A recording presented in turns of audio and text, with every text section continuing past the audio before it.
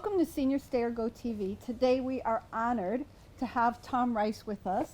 Tom Rice is a true World War II veteran and part of the greatest generation. He's also a hometown hero here in Coronado, where he was born and raised.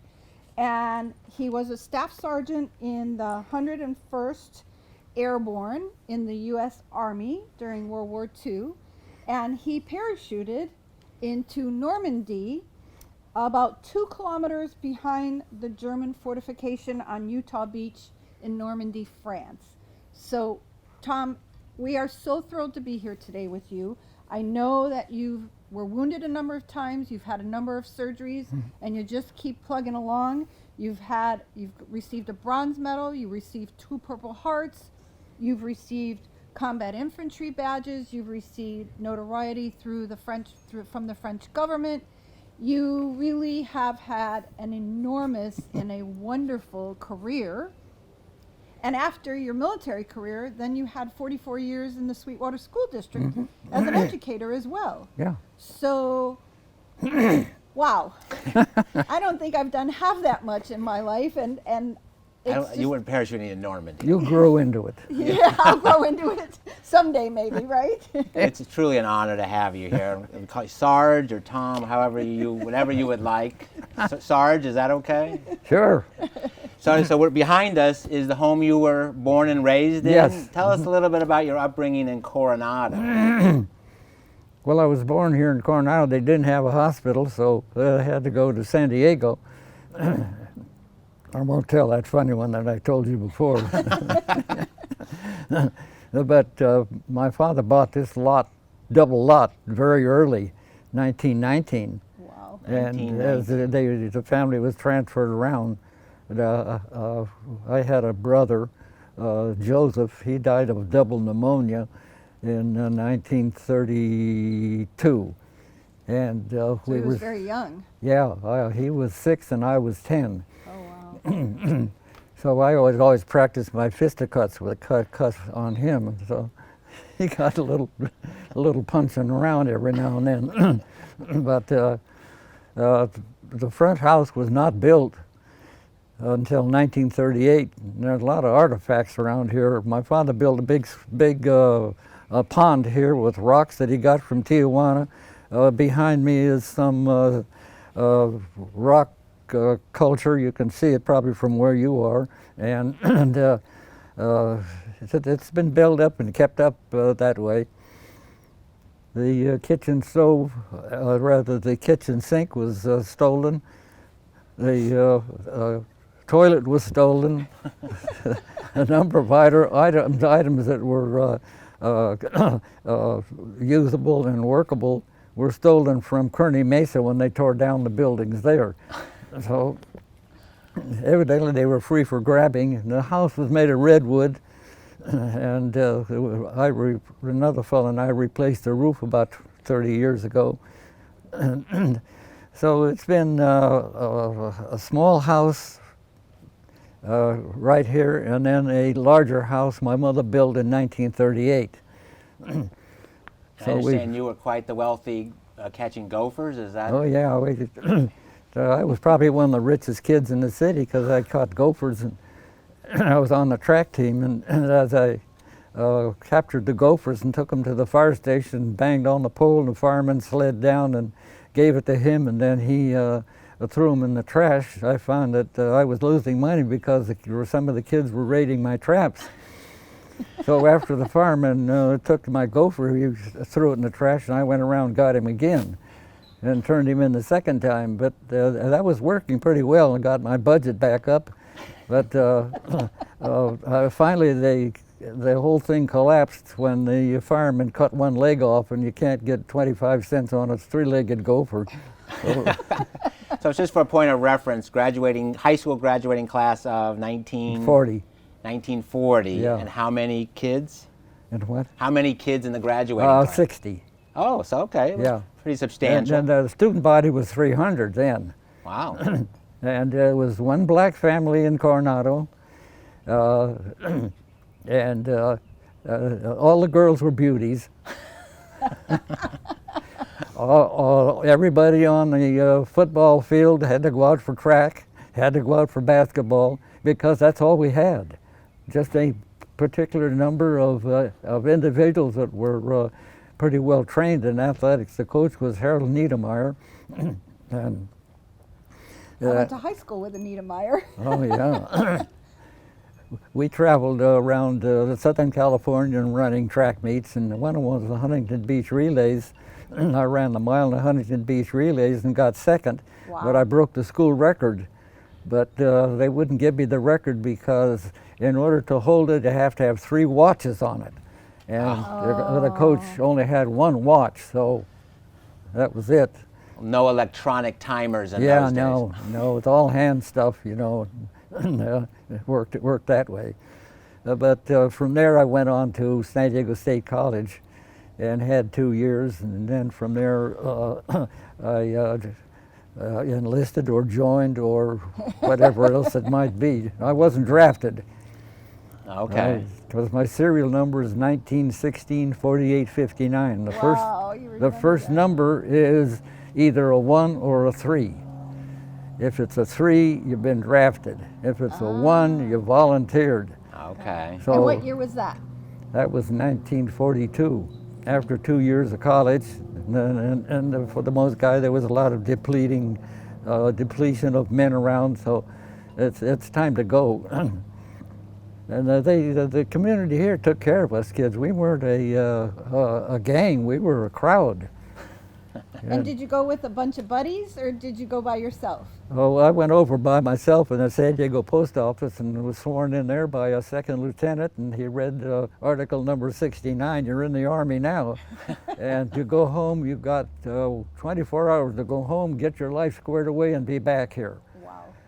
And then from there, I took 8 guys to San Pedro. We got clothing that didn't fit. We threw our civilian clothes away. I wore glasses then. I threw my glasses away, so they never knew I wore glasses. Okay. And I was going to get caught with glasses. So I volunteered directly into 501st Parachute Infantry Regiment. And after taking IQ exams at 2 o'clock in the morning, I knew what they were looking for, the radio operators, and I knew a little bit of Morse code.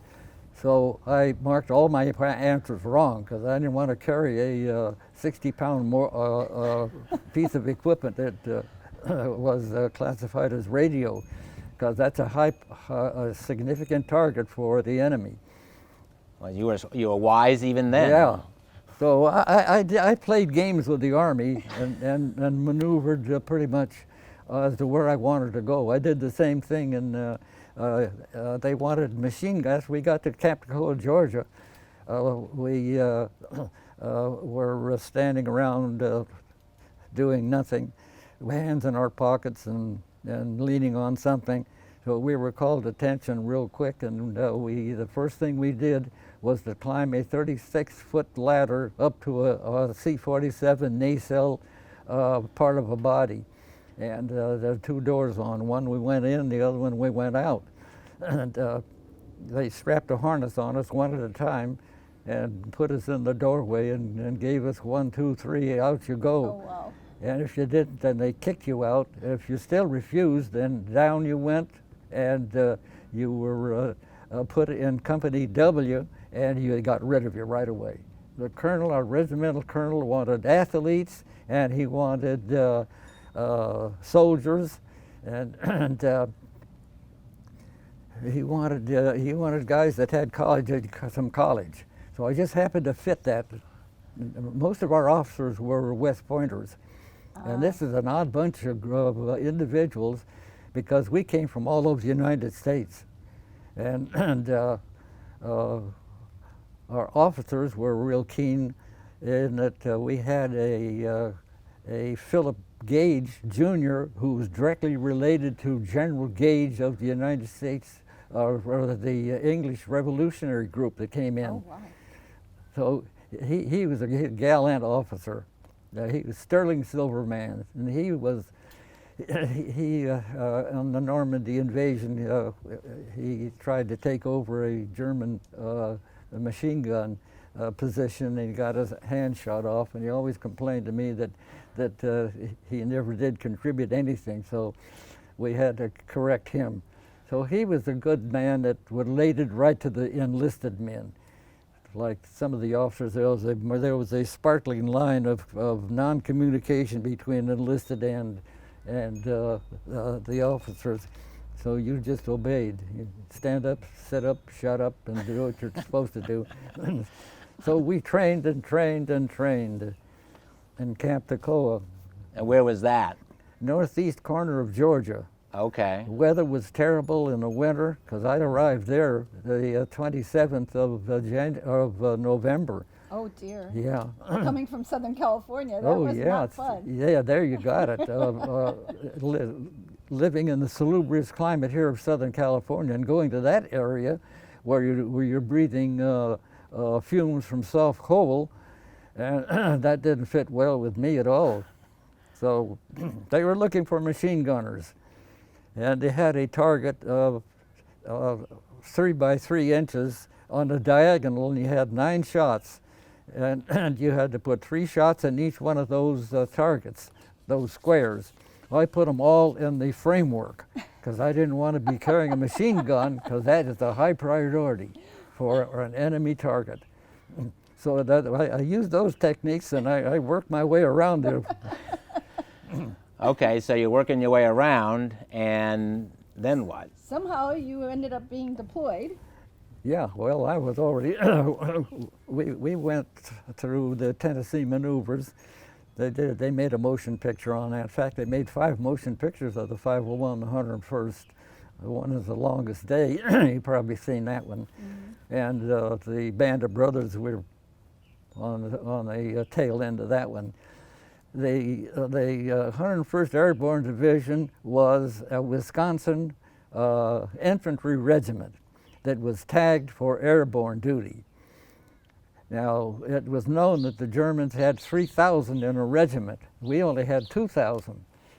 So in the 101st Airborne Division, there was the 506 Parachute Infantry Regiment, the 502 Parachute Regiment, and that's the way they were.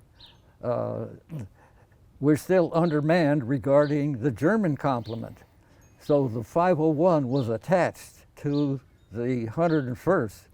So that put us even. Now we got 3,000 in all 3 of our regiments, as the Germans had 3,000.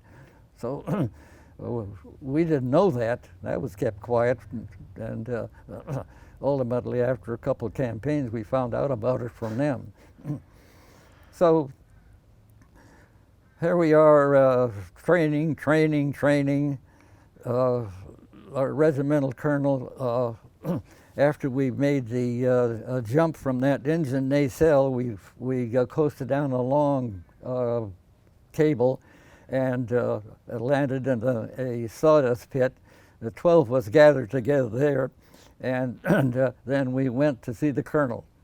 And of course, he had one question: "What are we here for?" And you're supposed to say, "To kill Germans." Well, we didn't. We were dumb and we didn't know that, so we gave all kinds of crazy answers. So if he was satisfied that we were an athlete and we could be a good soldier, and we had a little education, then okay, we go over to the psychiatrist. He asked us all kinds of dumb questions, you know, and then from there another physical exam. Now, are you in the States at this time, or are you overseas? No, we were in the United States. We're still in Georgia. Okay, this is all Georgia. We spent 13 weeks in Camp Toccoa, Georgia, and then we went to Fort Benning, Georgia for jump training. It was 4 weeks there. And now we were in such a superb physical condition that section A, B, C, and D were the phases that we went through in Fort Benning.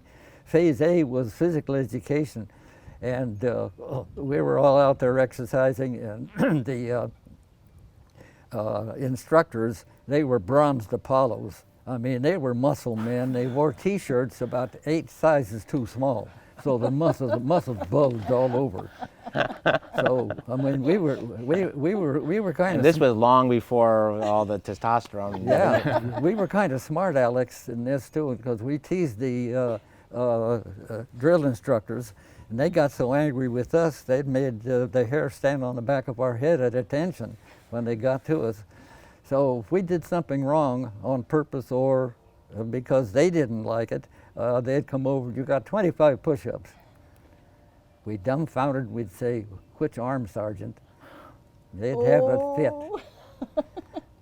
And after we finished the 25 with one arm, we went 25 more on the other arm. So they left us alone kinda after asked that. for it, didn't Oh you? yeah, they asked for it.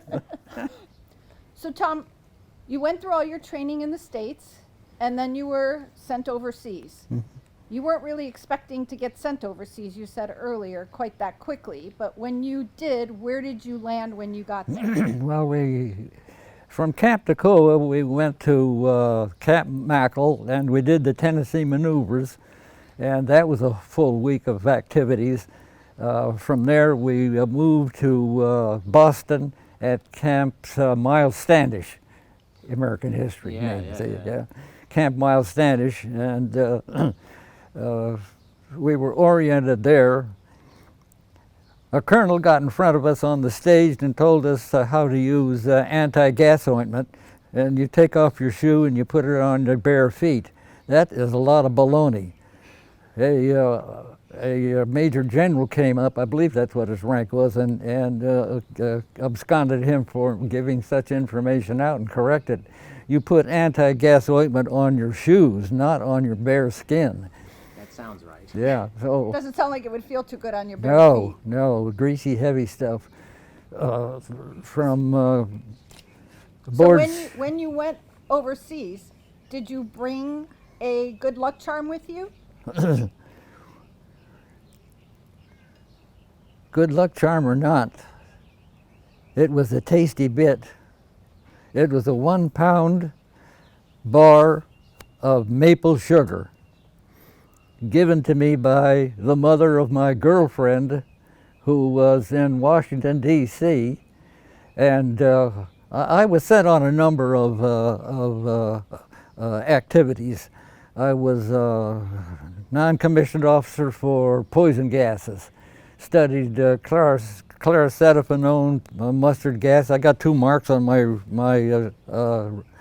forearms, mustard gas ointment was put on there, and then some antidote for it, and phosgene. So I knew mustard gas, so I had to deal with that thing. I was sent to with my buddy Guy Sessions, who came out of State College at the same time I did, but he landed up in Toccoa the week ahead of me. We didn't make any contact with him. He had volunteered for the 501 too. So he was in the 1st platoon, I was in the 3rd platoon. But after our activities there at Camp Mackle, we went to Miles Standish, and then from there on the William G. Goethals. William G. Goethals was the doctor that identified mosquito difficulties in Panama Canal digging. So they named the ship after him. So it was an old World War I steel reinforced concrete Liberty ship. And this is what's taking you over to England. Yeah. So we waited and waited, and then we finally ended up in a convoy. It took 10 days to get over there. And the camp was so filthy, so dirty. 10,000 guys, I think they were pumping out of Camp Mackle or Camp Miles Standish, that I got the mumps on both sides, and that's painful business. So they isolated me in a ward, and I had pillows and white sheets and whatnot. I could hear the guys doing exercises on board deck. And the colonel wanted some practice done by the his anti-aircraft organization. So he sent up a balloon, and he told them when to fire. And they fired and fired when on command, and they kept missing. So he took over and he fired, and he shot the balloon down. So he was quite a character. Colonel Johnson was a graduate of Naval Academy, didn't like that too well, so he volunteered for airborne activities in the Army. And so we landed in Glasgow, Scotland, and I took 10 guys to a hospital in Glasgow for 10 days till we got released, and then we maneuvered down to Lambourne, where the regiment was associated. And we lived in a church area where there were old graves that, they're so almost unidentifiable tombstones, and we always were kind of creative characters. That we discovered a lot of catacombs, and we were maneuvering down the catacombs until the clergy found out about it, and they didn't like that, so it stopped us from doing that. So they sealed up the catacombs.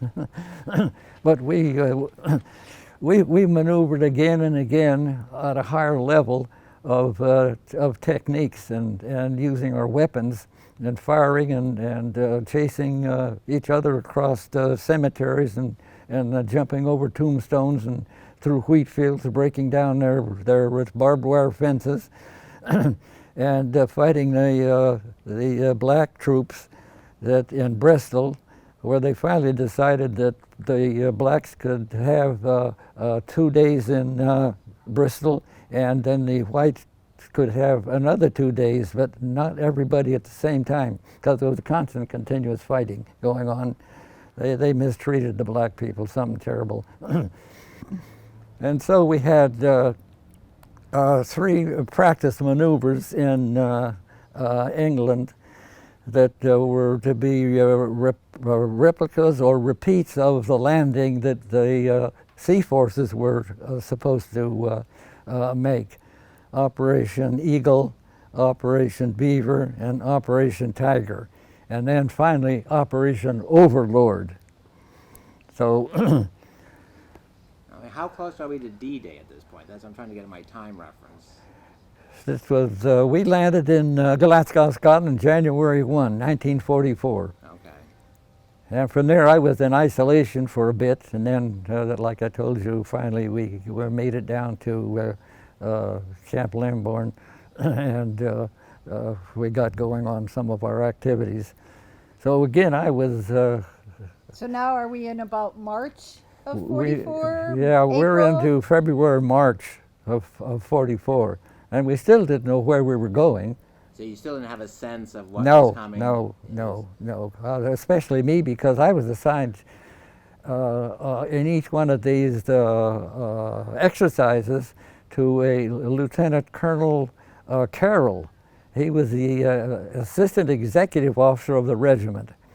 And I had to know what he's doing, what he was doing, and where he was, and be able to communicate with him right away. So I occupied his tent, and during the 2nd, 3rd, 4th, and 5th of June. So I was away from the company. I didn't know what the company was doing. Oh, wow. The majority of the company was going through Nissen huts, of which there was a diorama display of the activities where we're going to land. From an altitude of about 3,000 feet. It was built to that perspective. So I didn't ever get to see those things. So tell us about your mindset, and let's go into D-Day now. Let's go into the actual jumping and your mindset and how you are thinking. Well, I... Did you realize at that moment? No. You still didn't? No, still didn't know exactly where we were going to go, because I was put on special detail for the colonel, and I was not with the company. Right. And then on But did the gentlemen in the company know what was going on? Did they kind of clue you in? Or? No, it was a last minute thing that I came back to the company. Okay. And so there was not much talk about it. They were focused on other things, writing letters and little mementos that they traded among and between, secret codes that they had, one with the other. And we had 5 sets of clothes we were wearing, GI underwear. They had to be olive drab. And then a Class A uniform, woolen, and then a combat uniform, the upper part of it you see here, not with all this garnish on it. And these were anti-gas impregnated. And wow. they were terrible. they could smell us probably from 100 yards away. And the equipment we carried was astronomical. My normal weight was 137, and I weighed 276 when I left the airplane in the air. Oh, wow. Goodness So gracious. I was double that.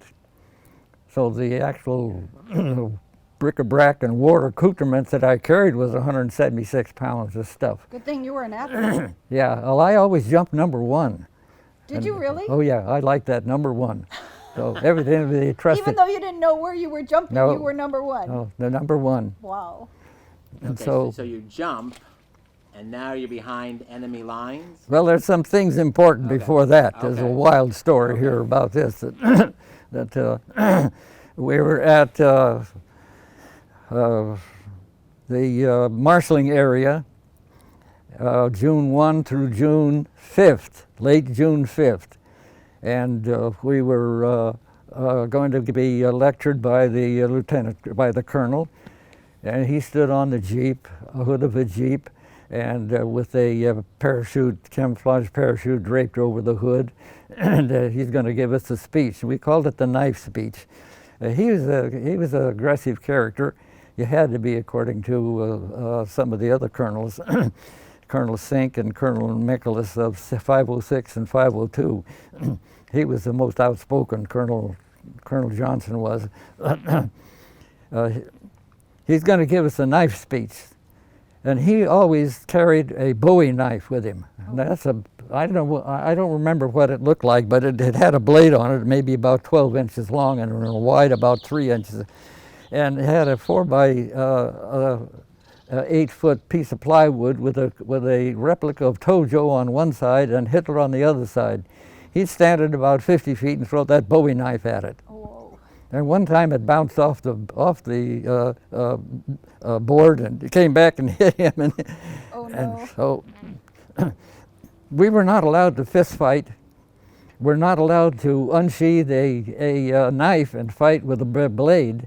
If you want to fight, you fight with it in the scabbard. Well, some of the guys challenged Sergeant D. Huff, which was a platoon sergeant or a squad leader, and they unsheathed their knife, and he got stabbed, and that was kept quiet. They sent him to the hospital, and he got sewed up quickly. Wow. We didn't know about that one. So I was sent a number of different places and missed out on the diorama observation. So I didn't know where. The only thing I knew was a lieutenant said, San Mer Iglesia, and that meant Holy Mother Church. Now I don't know where San Mer Iglesia is. It's somewhere over there. So here we are at the marshalling area, and after the speech was given, we had dinner. We had ice cream and we had steak and anything you wanted, and we were now sent to our aircraft with a lieutenant.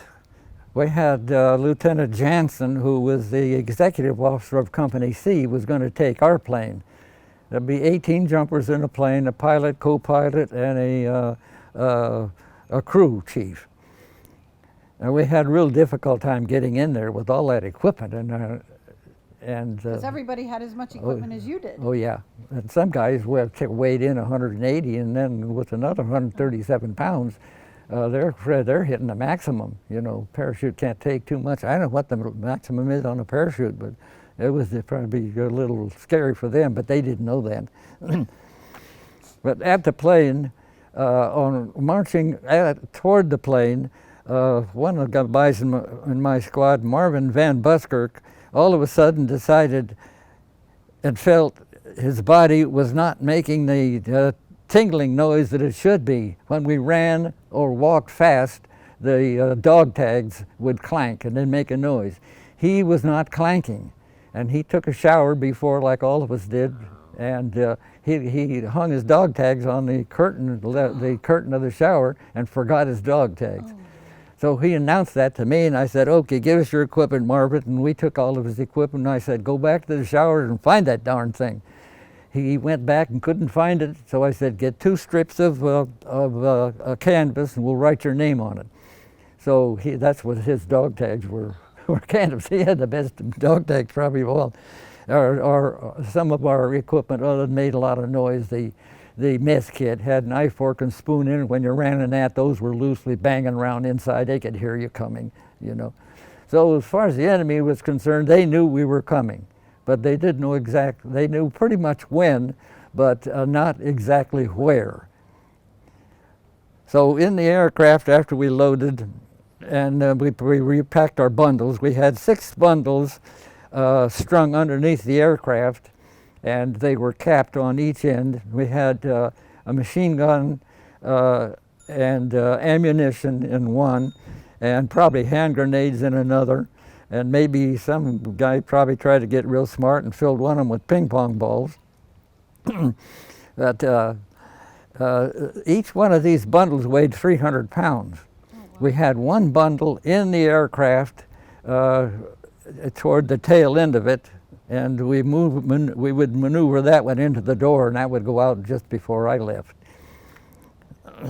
So we practiced the loading and unloading, and everything had to be perfect, and things were somber, and quiet, and the guys were all focused on what they were going to do and how they were going to do it. And we loaded up. We had to be helped into that aircraft. I remember the crew chief was pushing me up the 5-step ladder to get into that thing. That was all really awkward stuff getting in. So we flew from Merrifield Aerodrome in a section of 45 aircraft labeled section number 14. We were in the right-hand section of the 45 group 14.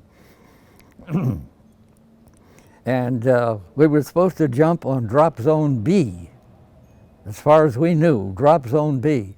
But for some reason, the communication that to the pilots and to us was mislabeled, and we didn't know where we're supposed to drop. But as we flew over Portsmouth, England, and we were flash signals. We were on track. There's 45 aircraft in this section 14, and they were about I can't tell you how close they were, but they were too close. They knew what they were doing. The lead aircraft had a blue light on the top of it, and there were some officers in there. And the pilot evidently was knowledgeable about where we're supposed to go. And when that blue light goes on, then activity starts to really move on the ground. Now, prior to that, there was a group of pathfinders. You've heard about the pathfinders? Okay. So they laid in their panels, and they had their halophane glass lights shining 30 degrees up. They were dropped in the wrong place. Most of the pathfinders did not end up on A. They ended up on the long segment of drop zone A. Drop zone B, no. Drop zone C, partially. Drop zone D, no. So as we flew from Portsmouth, England, at 5,000 feet, we dropped down to 150 feet, or 1,500 feet, and crossed the English Channel at 1,500. We passed over 2 small submarines that gave us signals. You're on track, you're on time. And our takeoff time was 10:41, English double summertime. So we knew what that was going to be. And when those engines started up, it sounded like everything was going to fly apart in that aircraft, that all the rivets were going to come out and everything. It was rattle banging and all kinds of noise. So backtracking in a little bit, after we got into the aircraft and took off, an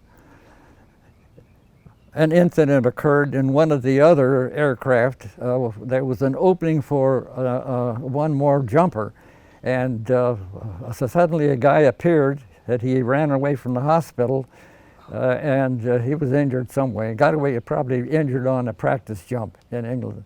And he got out of the hospital, and no equipment, and little if any clothing.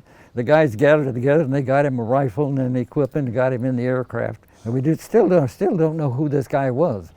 but he was in Lieutenant Hamilton's plane, and in another section. And as this aircraft was turned from the point of the arrow to go down the long runway, it just began to move a little bit faster, and a rifle shot went off. Oh. This guy fired his rifle, Oh, geez. evidently I can't prove it, but assumed to try to get out of it now. And Hamilton went over and grabbed him by his shoulders, picked him up with all of the equipment that they had given him, took him toward the door and banged his head against the bulkhead and threw him out. And the plane was now moving at a little bit faster, so he bounced a little bit, and after Normandy invasion was over, the Board of Inquiry brought it into being, and they questioned everything about it, and they exonerated Lieutenant Hamilton. The guy should have been shot for doing that. So, Tom, I mean, we could go on for thousands of days. Yeah. This is so amazing. It's 75-year anniversary of Normandy, and you're going to be over there doing another jump, yeah, which is amazing. So your memories are so vivid. Yeah. It's amazing. Is it as clear do you dream about it, or how did you cope with all of that coming back to the United States afterwards? Oh, when I got back to the United States on December 23rd, that is in Coronado, I dealt with it because I knew what I wanted to do. Any documents that came through from headquarters, I kept a copy. Boy, I got some real keen, neat documents that I did not circulate to the rest of the guys, and so I still have those. And one is by General Marshall about Market Garden invasion.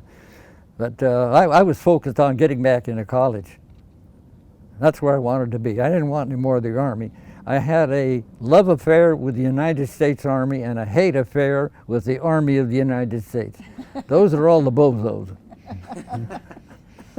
And you've written a book Yes. to commemorate those who didn't make it back. Yeah. And then you taught for 44 years in the Sweetwater School District and at San Diego City College as well. Mm-hmm.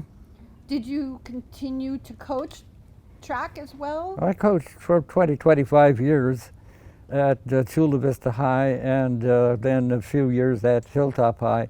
And I was teaching U.S. history and government. Oh, wow. And then You are U.S. Yeah. history and government. I like the story that I like to usually tell about some of the activities there at Hilltop High School the first year in 1960. We had a textbook on page 478, chapter 28. There was a Lieutenant Strobel, and you've seen the picture of Eisenhower grouped together with the Lieutenant Strobel with the big number 23 on his chest. That's the plane he's going to, and he's talking to General Eisenhower, and then General Eisenhower is talking to him, and the conversation goes on back and forth, and they made a postage stamp out of that. You remember that postage stamp? Okay, that's the one. And there's one guy, the third from the left, who is focused on General Eisenhower. He's got big ears, and he's trying to get in on a conversation. And the daughter of this gentleman sent me a letter and told me that who he was. His name was Martin, and if I knew anything about it. So on this page of this textbook, I sent my entire history textbook to Lieutenant Strobel, and I told him to write the story right on the page. And so he did. He sent it back, and then he gave me a 3-page detailed list of activities that went on. Wow. So I have that now, and I got a letter from his daughter, and so I'm sending the copy of that letter to her, and that'll conclude it for her, because she doesn't even know about Lieutenant Strobel as I remember. So that was kind of unique, how things came about and got around and then came back again.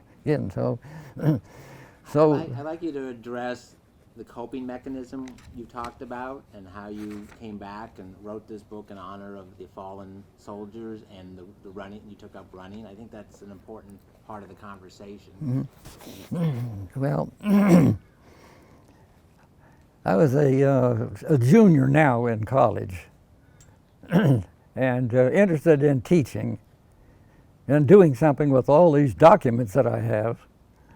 And I wrote letters during the war to Dr. Post. He accumulated over 5,000 letters, and they have been recently published in a book now. And so the author of the book got a hold of me, and we had a long conversation about what was said and what was not said, and what took place and did not take place. So we had fun doing that just about 2 weeks ago. Oh, wow. So her name is Shapiro, and she teaches at, I think, Cuyamaca College. But I lost the question now. Go ahead. No, he was just saying that when you came back, you took up running as Yeah. one of your coping mechanisms. Being Yeah. a runner, I understand. Yeah, You get the euphoria that you don't Yeah, get with right. anything else. yeah. And so that helped you a No, lot no. because you said that, you mentioned also that, every military veteran has some, Fears. He's got 3 fears: fear of fame, blame, and shame. Exactly. He's got to deal with those. If he doesn't know how to deal with them, he's got some real serious problems. So I dealt with those by running. And I had a background of running in high school, so it was easy for me to pick up on that. And coming from Coronado, where the population took care of us kids, we developed some character, because it was military character.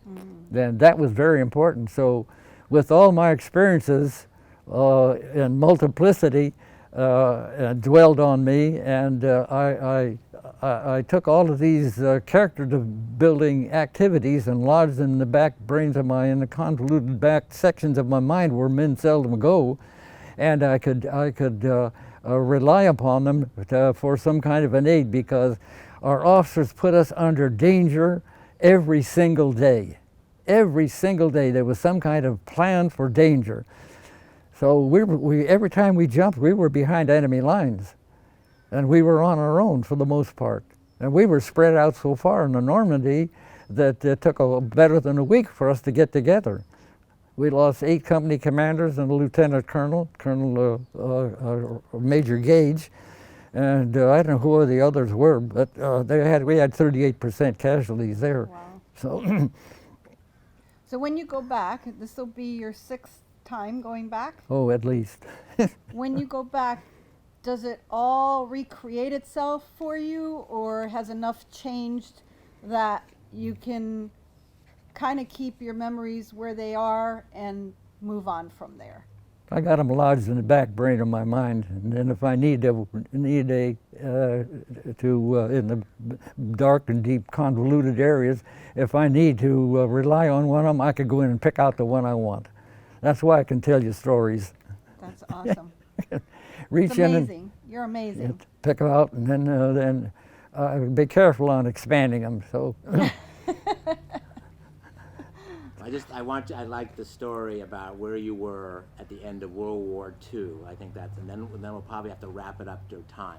But where were you at the end of World War II? In Birch's Garden, and the 506 beat us to Birch's Garden. They had the pick of the liquor and the chicks.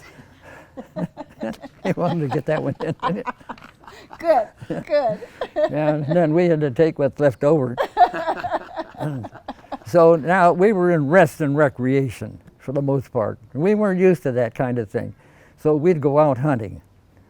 And hunting was close by and nearby, and the area is forested, deeply forested in that area. So we moved out more toward Linz, Austria. Oh, I was just there. Oh, you were? Uh-huh. That's where Hitler was born. And we got to know that place for about a week or so. We go into the woods and hunt for deer, and we were on our own for food. So we'd go out and shoot deer, but how do you bring in a big carcass of deer? With the one guy that could butcher, but I don't remember whether he did any of that or not. But Three of us came upon a great big buck deer with antlers. Wouldn't believe the size of it. I said, "Don't shoot. Let me get him. You guys got M1s. I got a German rifle." And so I aimed and I squeezed the trigger, and it went click. And his head came up like that, and then we froze where we were intellectually, and we just froze right where we were. Didn't make a motion until the head went down again. He started browsing. I took a sighting on him and squeezed the trigger, click. Second time it went click. These guys were getting real itchy. So let me shoot him. Head went down again, browsed a little bit more, and I took a sighting on him, and the other guys all fired at once. They all missed, and the buck ran off. Well, which was a good thing, because I don't know how we would have dealt with it. But that's the funniest one that we involved in there. I'll let you close. So, what were some more of your questions? I like your We questions. could go on, Tom. We could go on for days. We're kind of limited in terms of our film crew and our filming. We like to do it again. We invite maybe another time to. Yeah, we could do that again. Do it a second time and maybe go into a little more depth in terms of certain areas that you would like to. We don't want this to be one and done, so to speak, because we just think that your service. And again, as somebody who has 3 children who obviously were not alive in that time, my father was a World War II veteran, but the population is not really going to remember what you fought for, that you're the greatest generation, and that you are the reason why we're here today to be able to live in this great country, and I honor your service. You're fun people to work with. Well, thank you. Very courteous. Well, we honor you. We wish you well. I know you're about to head to We can't wait to hear France. about your trip to Normandy. Maybe we'll come back after Normandy that'd so be we a good can hear idea. about the trip. Yeah, we could just unload everything on a trip. I jumped in. May go into that book a little bit Yeah. more in depth. Yeah. And we want to continue this on. Yeah. But we got to get them back to their office. Oh, they're office ladies. Huh? I jumped in Normandy last year. No, not Normandy, Montpellier on the Mediterranean. Then they closed the airport. No incoming flights, no outgoing flights, no passengers, and there was about 30 French paratroopers there. And one of them gave me his wings. Yeah, he was a battalion commander. Wow. Well, So we had a lot of fun there. it's not like Hogan's Heroes. It's not like how they portrayed in Hogan's Heroes. Those French got to be real careful, these Frenchmen, because they gave me a gift of I don't know whether it'd be appropriate to tell you or not, but it was about a dozen cookies and 6 condoms. I didn't know what to do with those damn things. Well, we truly, truly appreciate you taking the time with us today, and we will come back after your trip to Yeah, Normandy. you got to for do sure. that. I got 2 days of this in Mater D High School, Awesome. and so Well, Tom, we could go on. We're gonna cut. So thank you so much. You're welcome. Appreciate it. Be well. Our honor. We honor you. It's been a and pleasure. Yeah. Pleasure meeting you. Thank you very much. Senior Stay or Go TV. Cut.